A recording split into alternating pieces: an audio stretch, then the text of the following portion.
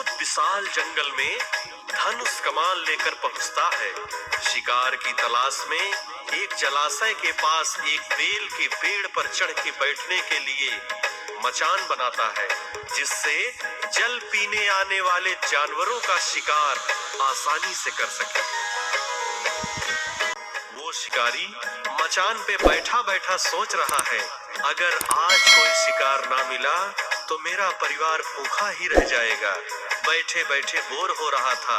अपनी बोरियत दूर करने के लिए बेल के पत्तों को तोड़ तोड़ के नीचे फेंकता है। नीचे सूखे पत्तों के नीचे शिवलिंग था। बेल के पत्ते जाके शिवलिंग के ऊपर गिरते हैं।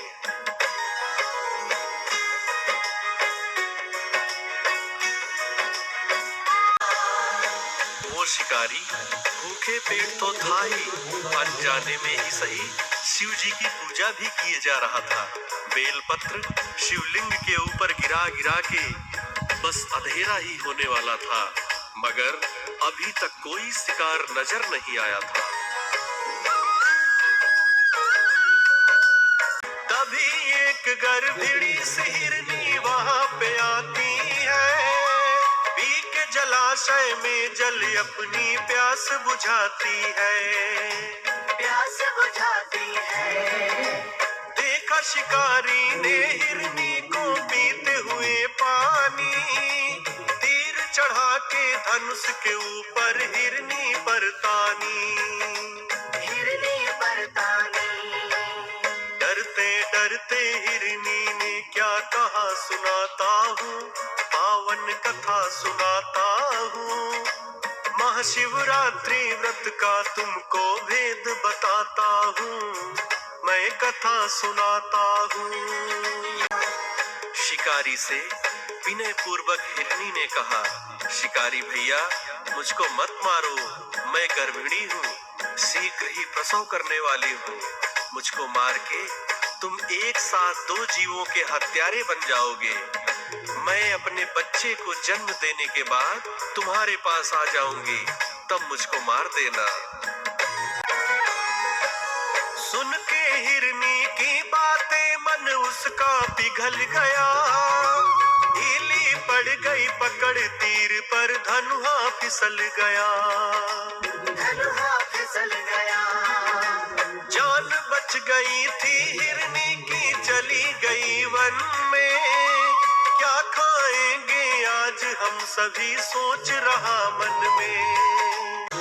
मृगनी कांपते हुए विनम्रता पूर्वक शिकारी से कहती है, मैं अभी कुछ देर पहले ही ऋतु धर्म से निवृत्त हुई हूँ। कामातुर विरहिणी की तरह अपने प्रियतम की खोज में भटक रही हूँ। मैं अपने पिया से मिलन करके तुम्हारे पास आ जाऊंगी, तब तुम मुझको मार देना। अभी जाने दो मुझको।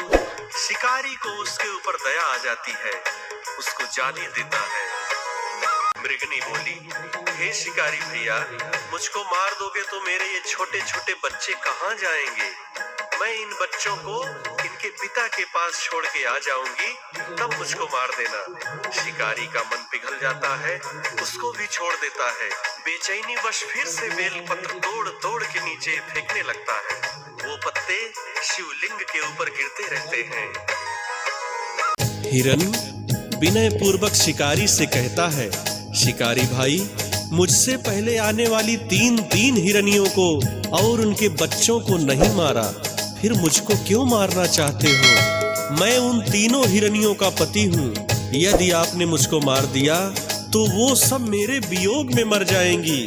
मुझको जाने दो, मैं उनसे मिलने के बाद आ जाऊंगा, फिर मुझको मार देना।